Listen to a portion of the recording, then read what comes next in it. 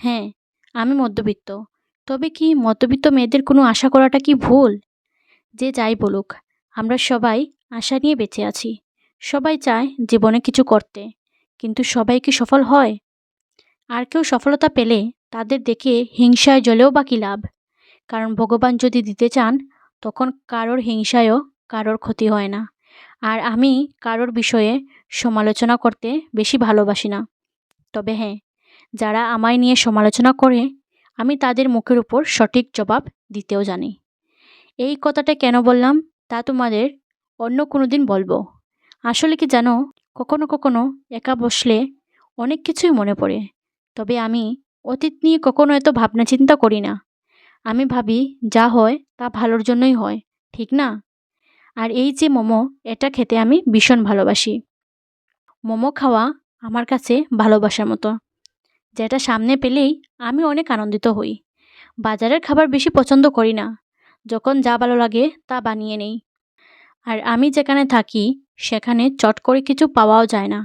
তাই নিজে নিজের পছন্দ মতো করে বানিয়ে নেই। বাজারে তো আর নিজের পছন্দ মতো পাওয়া যায় না। আর আমার ঘরে সবাই ঝাল একটু বেশি ভালোবাসে। আর এটা হয়েছে আমার বাবার জন্য। আমার বাবা যে পরিমাণে ঝাল খান তা আর বললামই না। আর এখন আমরা সবাই ঝাল বেশি পছন্দ করি। আমি ভেজ মোমো খেতে বেশি ভালোবাসি। চিকেন টিকেন আমার বেশি ভালো লাগে না। তাই আজকে ভেজ মোমোই বানালাম। আর তার সাথে যে চাটনি, এটা আমার খুবই প্রিয়। মানে কী যে বলে বুঝাবো, তা আমার কাছে কোনো শব্দই নেই। আগে মোমো খেতে বেশি পছন্দ করতাম না। আমায় দেখে বোঝা যাচ্ছে কি আমি ওই মেয়ে যে আগে মোমো দেখলে 1 মিটার দূরে সরে যেত? হ্যাঁ, এটা সত্যি। আমি মোমো আগে মোটেও পছন্দ করতাম না। একদিন বোন বলল, একটা খেয়ে দেখ, খুব স্বাদ। আর আমি এই চাটনিটার জন্যই মোমো খেতাম না। আর এখন দেখো, আমার এই চাটনিটাই বেশি প্রিয়। এবার আমি হয়ে গেলাম মোমো প্রেমী। ঠিক এইরকম কিছু অপ্রিয় জিনিস হঠাৎ করেই প্রিয় হয়ে ওঠে।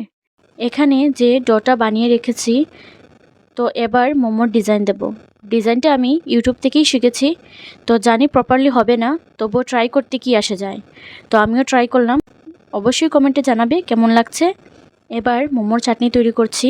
অনেকেই চাটনিটা শুধু এমনি এমনি খেতে ভালোবাসে, তবে আমি ফোড়ন দিয়ে খেতে বেশি ভালোবাসি। তাই ফোড়ন দিয়ে দিলাম। আর ভিডিওটা বেশি লম্বা করিনি, কারণ তোমরাই বোরিং হয়ে যাবে। তো ভিডিওটা কাট করিয়ে আপলোড করলাম। তো চলো, তোমাদের সাথে গল্প করতে করতে মোমোটা আমার তৈরি। এবার আমি খেয়ে নিই। আর প্লিজ ভালো লাগলে ভিডিওটা শেয়ার করে দিও। আর একটা লাইক করে যেও, যাতে আমিও একটু ইন্সপায়ার হই তোমাদের কাছ থেকে। চলো, টাটা, বাই বাই।